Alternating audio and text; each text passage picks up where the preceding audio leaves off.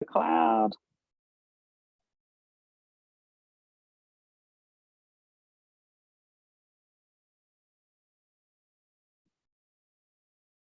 Good morning, everyone. How are you today? Well, as you can see, I am doing fabulous.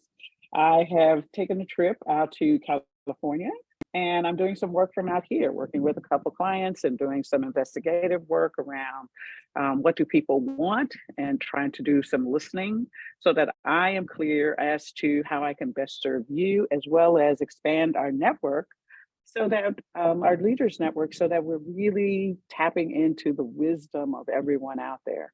As you know, I'm Denise Cooper. I am accompanied by my good friend and colleague and road buddy, Alexa Greer. Hey, Alexa. Hi, everybody. And you have tuned into the Leadership Network Forum. So that's who we are today. It's an interactive space. Basically, what I ask you to do, because it is very confidential, and I have people who just feel like they don't want to be seen on, the videos and whatnot. So we tell you to send in questions ahead of time. We also tell you that you can add questions in the chat, and Alexa will be happy to read the question and make this as interactive as possible. It's only a 20 to 30-minute conversation, and we will try really, really hard to answer as many of your questions as possible. But if we don't, send it to us later. You can go to my website, www.rllessons.com, or you can hit me up on LinkedIn. Most of you have been connecting with me through LinkedIn, but I'm also on Instagram, TikTok. I think I'm listed as Denise Isms, one word, at Denise Isms on TikTok. And also Facebook. So I have a Facebook page, Remarkable Leadership Lessons. And so look for me, send questions, connect with me. I'd really appreciate it. It means a lot to me, but it also helps me listen to you and get a sense of what you need, and so that we can bring you what you need on your journey to being the best person you can be, but also leadership is really about how you inspire and influence other people, whether you have the title or not. I often say, there's the big L, I've got the title, but there's also the little L, and you're far more powerful than you ever thought you were without the title than sometimes you are with the title. So today, we have gotten some very interesting questions. It's really about, several people have been talking to me about being the first, the only, or one of the few minorities or women in an organization. It's that question of breaking through. How do I do it? How do I stay sane? How do I stay, resilient? But also, how do I know to navigate in the organization in a way that is going to be impactful, but not only helps my career, but opens doors for other individuals. And so as Alexa and I were talking about this kind of series of questions that have been coming in over the month, we thought we would do this more conversational, because Alexa has had an opportunity to work in an organization that was trying really hard and to be diverse and open and welcoming. And so she has her experiences through that journey. And of course, when I came along, I really was oftentimes the first, the only, or the one. So that's kind of what we're going to talk about today. What do you think, Alexa? Yeah, let's get into it. So I'm going to share with you all the questions that are kind of guiding our conversation today. So the first one is someone who wrote in and said, I decided to take a director level job with a company that doesn't have a lot of women or African Americans in higher management. My manager wants me to be involved in diversity training and talk to other African Americans and women EOGs. I don't want to be the poster child for the advancement in this company. How can I turn this down or say no to what feels like being the poster child for the one diverse candidate? So there's our first one. And then the other two we have, someone writes in and talks about, we know or heard about the glass or concrete ceiling. What can I do to break through it? Do I have to leave my company to keep advancing? Good question. Mm. And So like, what? so Oh, sorry. how, Go ahead. no, it's okay. What did you feel like when you were in this situation? Oh man. So I guess for a little bit of context, I early on in my career, I had the opportunity to be on a diversity team. That was literally my job title. I was still doing work at the local level, but I would do probably like 25 hours a week ish, helping build out these diversity strategies. And so it was interesting because the only reason I even got that role was because I was open about my identity as a queer woman, right? So right from the bat, it was like that was like the first thing that people knew about me because I had never met these leaders in corporate before. And so that kind of presented its own unique challenges. Um, and what I Like what? realized, What? So no, dig deeper on that one. What were the challenges in meeting them? And this may or may not have been the first time that they met someone who's openly acknowledged that yeah, they're a queer woman. yeah, I think it was challenging for me because people brought their own amounts of like ego to it.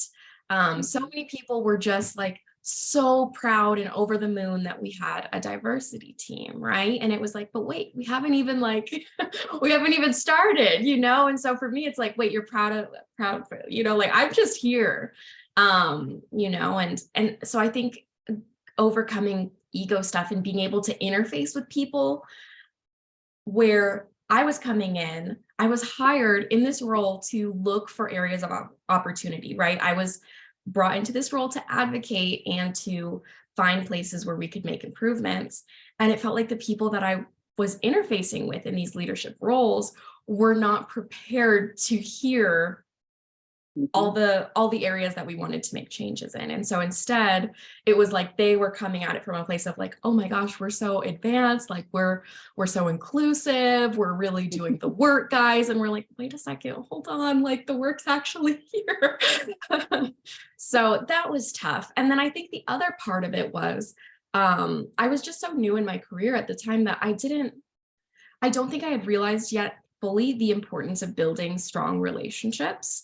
Mhm. I didn't realize that people were going to see me as like, oh yeah, like that's the queer like girl that we hired for our diversity team, right? Like it's not their fault. They weren't expected to mind read like all the skills that I have, right? Or like my personality or any of that. It was like I really had to like, yeah, forge these relationships. And yeah, get to know them too, because it's like my sexuality was like my marker, right? But it's like in the same way, they're whole people. And I mean, I've formed some really beautiful relationships in my time there. And I don't think I would have done that had I gotten stuck on the idea of like, well, they only see me as my sexuality. They only see me as like this Mhm. diversity team member. It's like if I had stayed there, I wouldn't have had that chance to get to know people better. So it was kind of like, yeah, just a leap of faith, trusting that people are either going to see me as a whole person or they're not. And either way, like I don't know, like it would be okay. Mhm. What was the process for you to get from the point of having it almost sounds like, at the beginning it was a microscope and you were under it, you were the, "Oh my Yeah. gosh." And then you worked yourself through to at the end you said, um, I had to learn to live with it. These are my words, not yours. Um, that that is going to be the lead part of my identity that people see. And Right. it's my responsibility to help make a relationship so that they see the full self of me. Right. Because I think in this role, anytime that you're in a I don't know, like you're advocating for things like inclusivity, or equity or pay transparency, all of these things, it's like you're going to have to make the business case for it. You're just going to need to do that. And I think in order to make a good business case, it's like, well, what do you value? What is your team looking to achieve, right? Because it's like, in addition to being an inclusive place to work, we also want to be like profitable, like we want to continue to make an income so that we can afford to pay people living wages, right? It's like, um, but for me, I find that that's too, I think about like the different assessments and stuff that are out there. My DISC profile, I think I'm an ID or a DI. It depends on when I take it. Mhm. But for me, it's like, in order to feel connected to the work, it can't just be the business drivers. There also has to be a relationship there. I have to understand how it connects back to that person's sense of like fulfillment, or um, like how it interfaces with different teams in the organization. That's what's personally motivating to me. And I realize that not everybody's that way. So it's like, if I want that, I have to go out and like ask those questions, get to know people. Otherwise, it's going to reflect negatively on my experience and I'm going to be less engaged.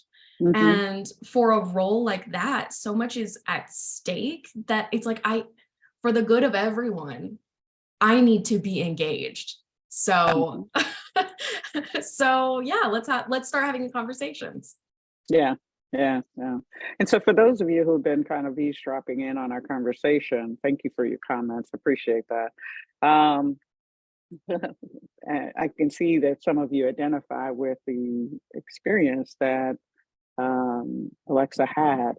That is pretty typical. The context may change a little bit, so you may not have been a person who wanted to be on the diversity team. And as the question we chose today, the person reflected, they didn't want to be the lead person. They don't want to be the poster child. Right. And to that be the only thing that they are known for. And I think that's the concern, is that if we are known to be the one, the only, or the first, the one person who's from the queer community, the person who's from African American or Hispanic, or the first female, or the first person who's neurodivergent, can't hear, can't, process things the same as other people process them.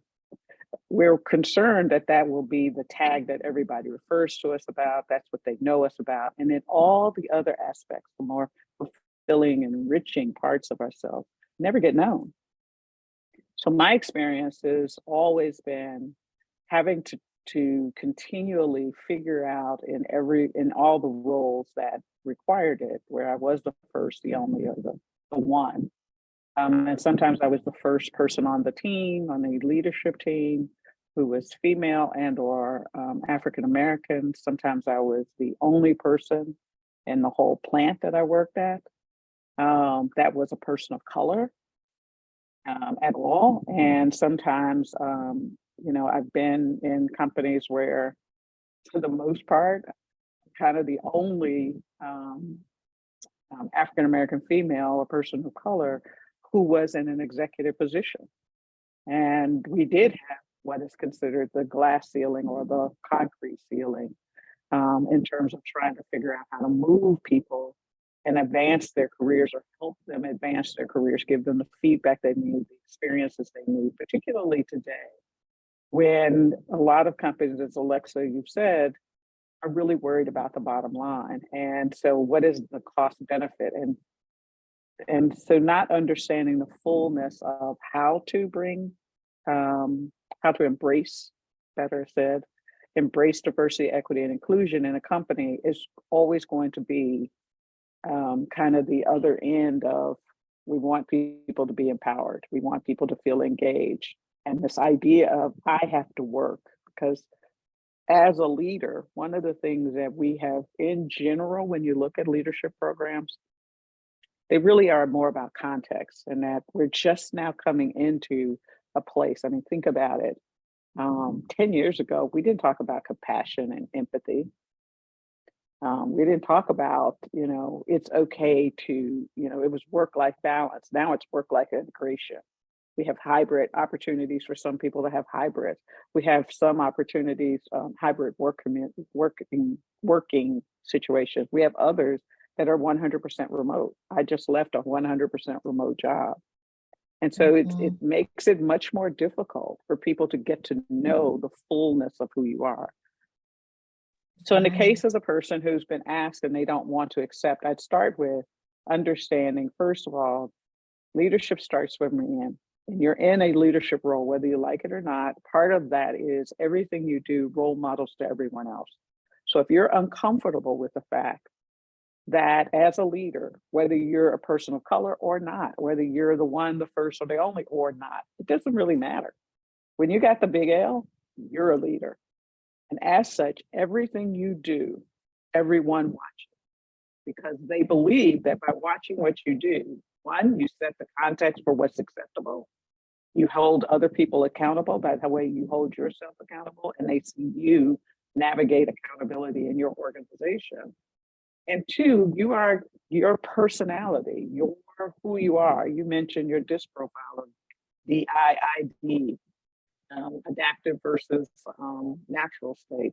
But also, you mentioned what your passion is, which probably is altruism and helping other individuals. Mhm. And the payback for you is knowing that you've done something really good for someone else. And so those three things combined in terms of how you see the world, what you believe, and what you value is also what directs you. And people are always looking to see how you navigate, what you think, how you want to do, as well as if you're going to go up to the next level from director to vice president, then you've really got to be good at one, getting comfortable that you're that, and that knowing that just because somebody defines you initially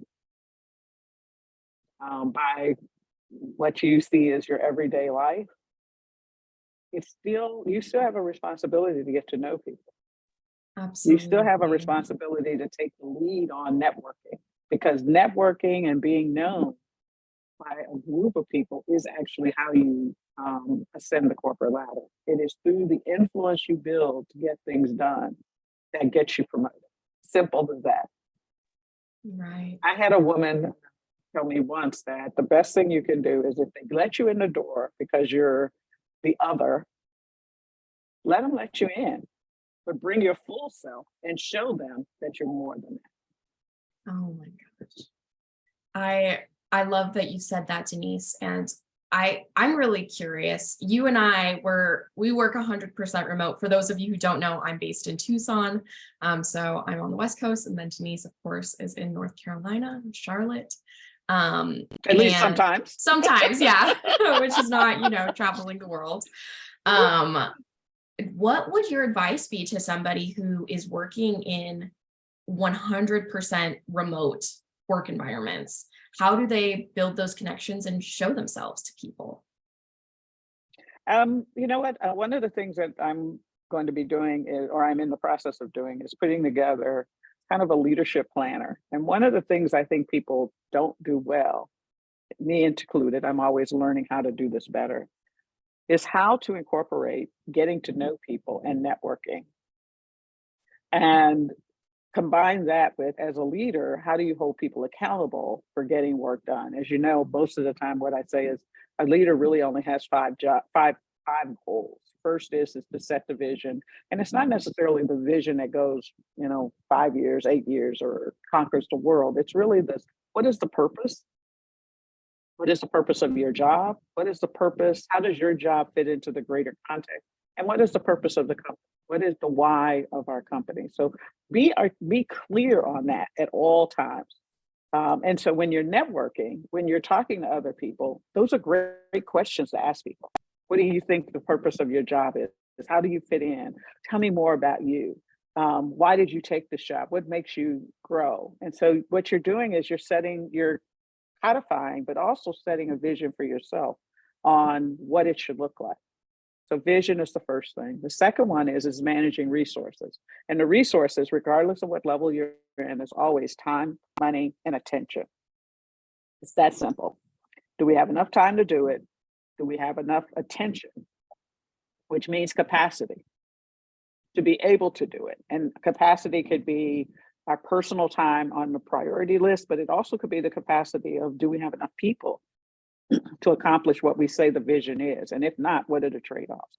And then of course, money about products, money about what are we paying people? Are we giving them a living wage, which would interfere with their ability to fully engage and cause much more issues down the road, those kinds of things. So second one is manage resources, time, money, and attention. The third thing is to follow up. And so in that following up, there are lots of ways that you can touch base. You can touch base on time, money, and attention, managing the resources, and that's what most managers do. But you also could touch base around the vision. You can touch base around, this is who I am, besides being this African-American female who's the first, the one, or the only, or this queer person, or this person who may have a hearing loss, or have some other neurodiversity challenge or accessibility challenge. It is incumbent upon us, and I know that we don't like it because it seems like it's unfair, to change our mindset that you can't run away from who you are. So you might as well embrace it. The other side of it is even if you're the majority, you still have to do these things. Otherwise, people will only see you as a white male, a white female, or some other majority, that you don't want to be classified as that either. You don't want to be stereotyped as that either. And so it's not just us, it's everyone has to do this. But oftentimes what we do is we feel like we're the only ones who have to do this. No, you're not. And the follow-up is important. Follow up on your relationships, follow up on vision, making sure people know what we're doing, where we're going, what it's about, why their job matters, as well as the other things. And then the last thing is ensuring follow-through. And that's often the hardest because for many people, the first thing they think of is if I'm always thinking about follow through and did it get done, that seems like I might be nagging or micromanaging people. No, well, it's about behaviors and style. And the reality is that you got to know that the work that people are doing, is it working? Because if it's not working, then you got to adjust the vision and or the resources that you're managing. 100%. So ensuring follow. Oh my gosh. And I imagine in that situation too, it's like the people that you're managing are no longer getting your feedback if you're not giving it the attention to follow up, right? Which for a lot of people, it's like feedback can be a motivator. Feedback can be something that tells people like, oh, you want more of this, you want less of this, it's like, otherwise everyone's just kind of in their own little bubble, right? Getting the task done. But yeah, to your point, to what effect, to what end, and to what vision. Yeah, so it makes it simple. I mean, so those are the 4 jobs. And so if we start from the position of goals, if those are the 4 goals, then how do we execute?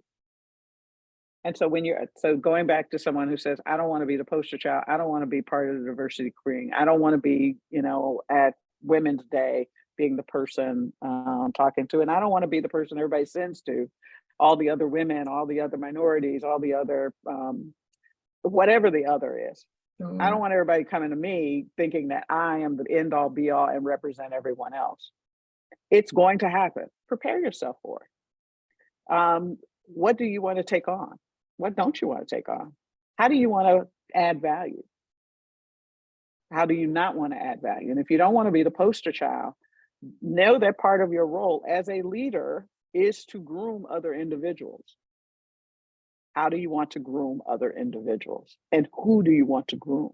Mm-hmm. It's not always about, sometimes we think that, we need a mentor, we need a sponsor to get us up there. Well, people want to be with people who forward their agenda, help them get better, regardless of the other that you represent. Mm-hmm. So if you're looking to have an impact, to inspire others, then be the person who helps groom other people for bigger roles, help them get there. And in turn, people will see that, want you on their team. Because grooming others doesn't mean that you only groom people who are at lower corporate levels. Groom people at the top. Right, right. I love that. Oh my God. Oh my gosh. And it's such Denise, I feel like it is such a rare skill set in an organization. It's not something that everyone can do, right? I feel like it's depending on the role as well. It can feel like it's outside of their job responsibilities. Like, oh, I'm so busy doing my task, hitting these objectives. Like, I do not have people just don't have the bandwidth to do that. So I think being really intentional about the ways that you want to show up, groom, and mentor people in your organization, I feel like is a way to like grow your organization and grow your own career as well. Mhm. It is. And remember, grooming is the first two things. Do they understand the why, the purpose, big purpose P, little purpose P? Mhm. Why my job fits in, what I do that makes this better. Big P, what this company is about, where they're going, what customers, services they offer, vision, and managing resources. Are you talking to people about capacity management? Are you talking about the attention of people? Are you helping them learn how to modulate their attention and their abilities and to grow and to work with them? If you do those two things, then the other two become second nature because that's part of the conversation. And it doesn't matter whether you're, the director talking to the VP or the CEO, or you're talking to the person who is just entering the organization and is new in a role, or you're talking to the person who's young in their career and they may be on the front lines. Mhm. Well, thank you for sharing, Denise. And in our last 5 minutes, we do have a question from the audience that I just want to raise up here. We have someone asking for strategies that they can use as someone from a historically underrepresented group to advance their career. We just talked about one, right? Grooming and mentoring. What strategies have you used with your clients to help them grow in their career? So I think the biggest one and the easiest one to talk about in about 5 minutes is that you have to understand that growing your career, and I'm assuming whether it is you want to become the best engineer or architect or I don't know, dishwasher, it doesn't really matter. You want to be known as the best and you want to be known for that. Then it's first managing yourself, being really good at what you do, managing the team or your network, letting people know that and demonstrating, role modeling how good you are and the kinds of results that you have. So you have to be really clear about who you are and what you do and why you do is very beneficial. And there is need for every job, whether you're the dishwasher or the CEO or something in between. Doesn't really matter, but you got to be good at what you do. And then the third piece is finding the organization or company or wherewithal that will allow you to be the best that you can and actually recognizes that.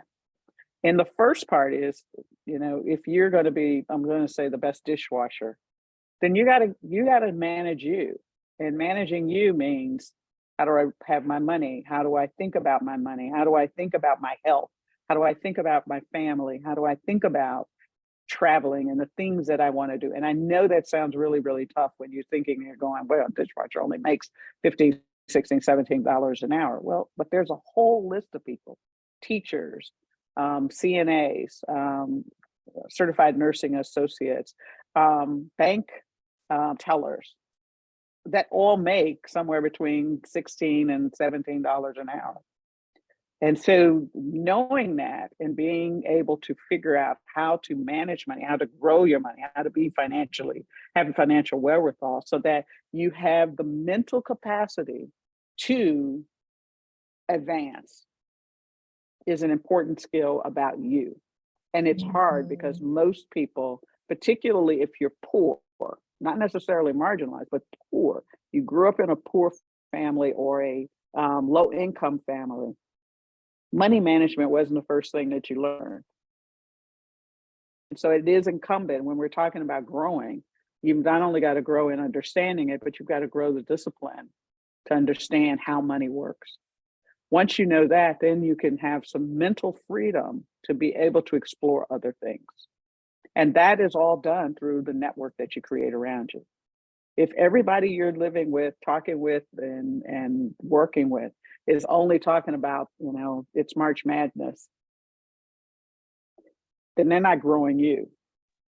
Right. Go hang out with some people that are going to make you uncomfortable, because they're going to start talking about, how to save money, how to think about taxes, how to think about maybe a side hustle that you can do. Maybe, I don't know. There's just lots of ways, stocks, bonds, where to put your money. What does money mean? Don't go off the cliff on the newest fad. I'm not a cryptocurrency person, but I'm not one who goes off on the new tangent. I wait till it gets established before I invest money in it. I'm a safe.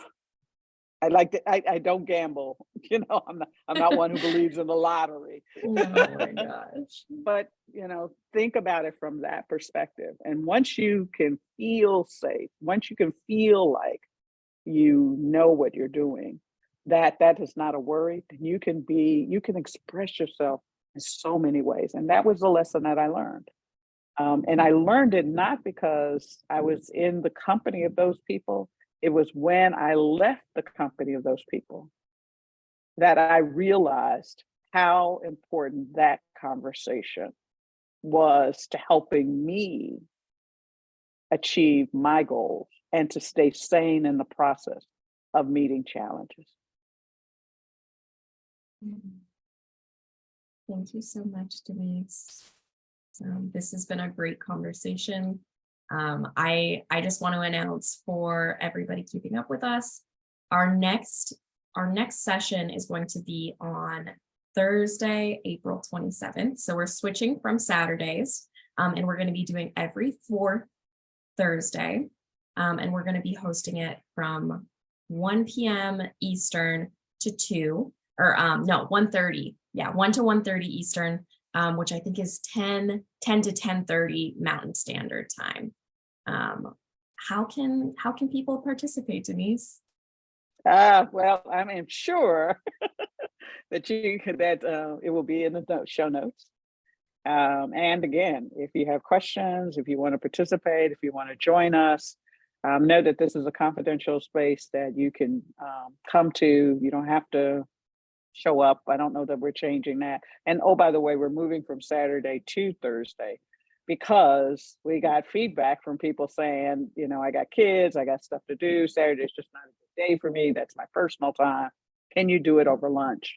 And so that's what we did. We moved it, and we'll see how it goes. And your feedback's important because we adjust. We try to make it easy and relevant for you. So website, you can call us or text us on the LinkedIn. You can send us information.